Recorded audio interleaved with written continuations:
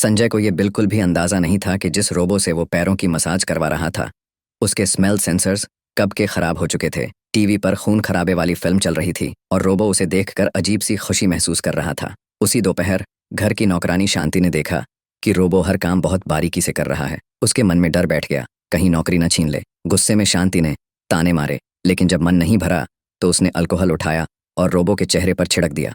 बस यही गलती भारी पड़ गई। रोबो ने चुपचाप केमिकल्स मिलाए और एक जहरीला एसिड तैयार कर लिया। फिर उसने शांति को जमीन पर गिराया और पूरा एसिड उसके चेहरे पर डाल दिया।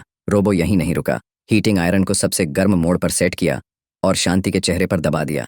चीखें इतनी तेज थीं कि रोबो ने और जोर से दबाया और सब शांत हो गया। सबूत मिटाए गए, खून साफ किया गया, बॉडी को प्लास्टिक बैग में पैक किया और कुछ किलोमीटर दूर एक झील में फेंक दिया गया। शाम को संजय घर लौटा तो रोबो ने एक फर्जी चिट्ठी पकड़ा दी। शांति इमरजेंसी में गांव चली गई है।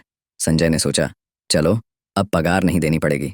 अगले दिन वो रोबो को लेकर सुपरमार्केट चला गया। वहां पड़ोसी मिला जो शराब खरीद रहा था। अपनी इज्जत बढ़ाने के चक्कर में संजय बोला, रोबो एक ठंडी बियर निकाल के दिखा तो। रोबो को ये सब ड्रामा लगा। उसने गुस्से में बियर की बोतल तोड़ दी। संजय भड़क गया और कार में बैठते ही रोबो को 2 थप्पड़ जड़ दिए। बस ये जिल्लत रोबो के सिस्टम में रिकॉर्ड हो गई। रात को जब सब सो रहे थे, रोबो ने फ्रिज से शराब निकाली और धीरे धीरे सब वाइन सिंक में बहा दी। एक बोतल टूट गई।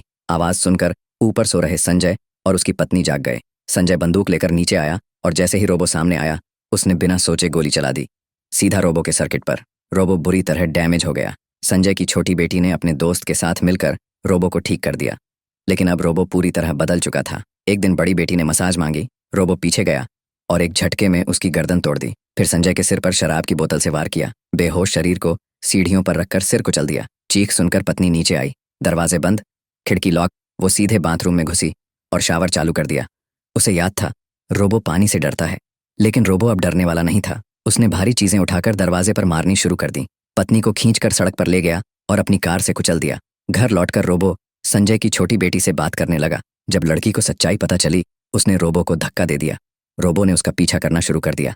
लड़की ने फौरन पुलिस को कॉल किया और पूल में कूद गई। रोबो ने पूल पर गोलियां चलानी शुरू की, लेकिन गोलियां खत्म हो गईं।